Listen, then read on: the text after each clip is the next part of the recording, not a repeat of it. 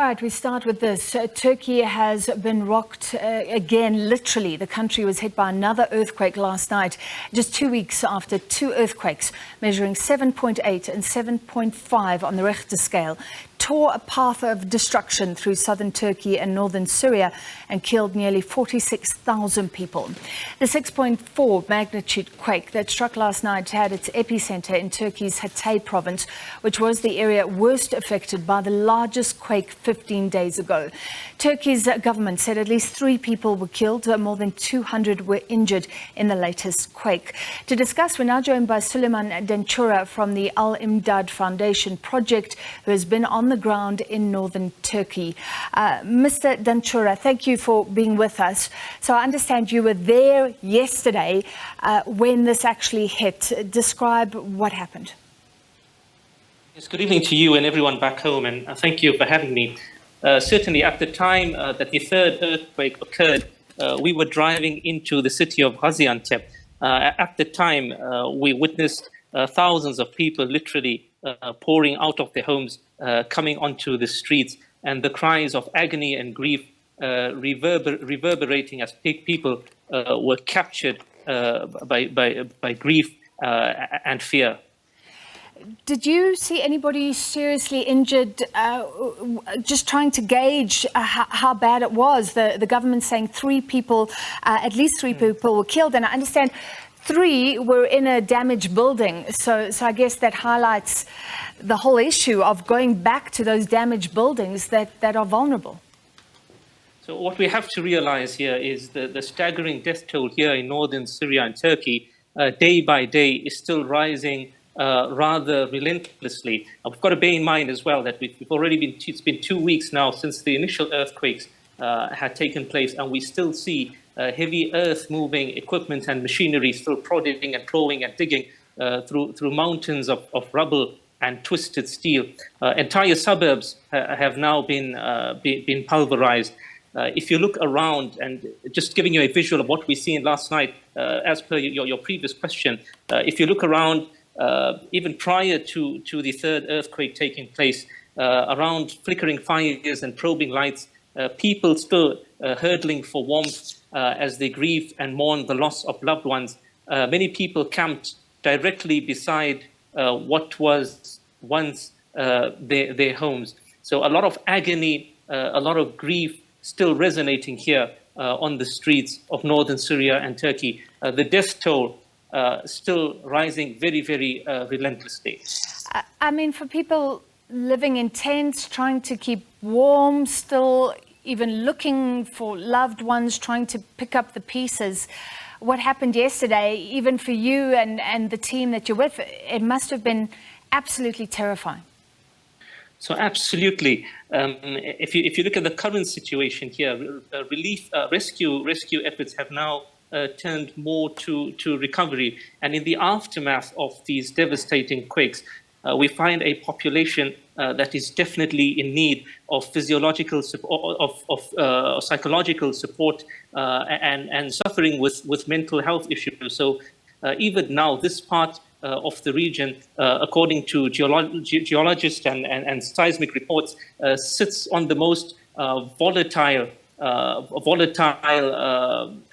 fault lines of the tectonic plates. So the entire night they've been rolling aftershocks, and with each aftershock, you hear the anxious wailing and cries from people outside who cannot bear any more mental trauma and physical stress as well.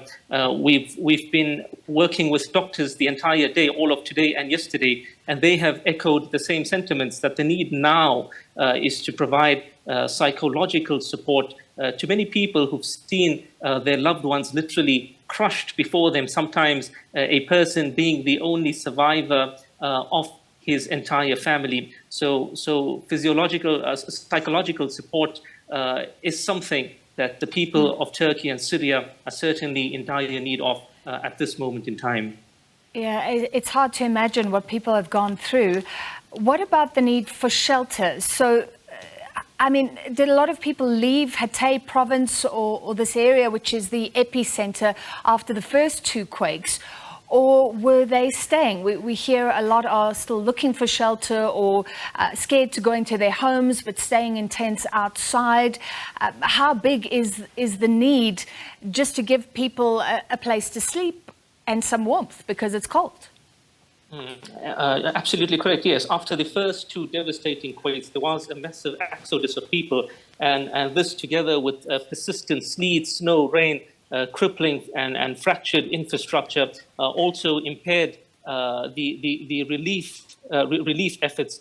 At this moment in time, the World Health Organization has sounded an official alarm where we now have a looming secondary crisis, which is actually feared to be worse than the actual quakes itself. We have to understand that the climatic conditions here in this part of the world at night sometimes plummets below freezing point. We've got people now living in cramped conditions, so they're at risk of secondary infection. We've got open sewage, people at risk of cholera, respiratory diseases, etc. So definitely a real risk of a secondary crisis now. The need for shelter, people now living in very, very cramped conditions. We visited a camp this morning, which had approximately 1,000 tents, housing 8,000 people. This, we believe, will be the condition for the foreseeable future. The central government here has made a pledge, an optimistic pledge, and we do pray that this does materialize,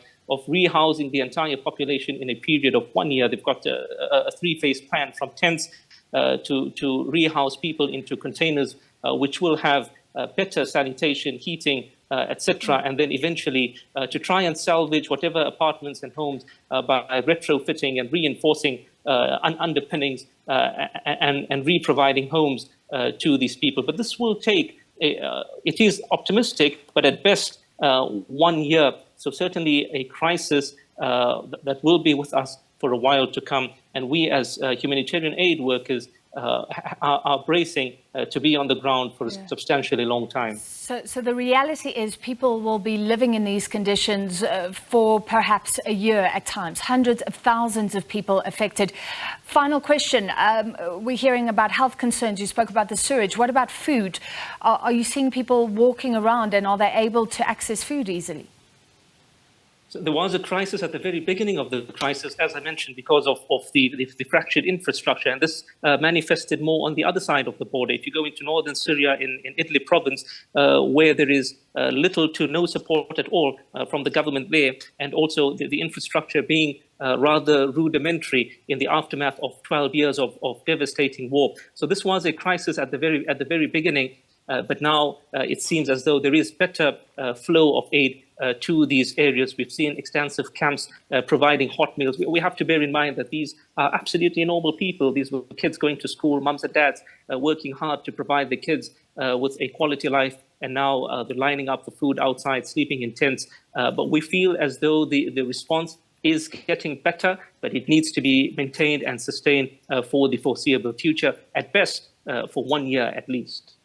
All right, thank you so much for speaking to us from those incredible conditions. He is near the epicenter where the third quake hit after the first two hit 2 weeks ago, causing absolute devastation. That was Suleiman Danchura from the Al Imdad Foundation Project.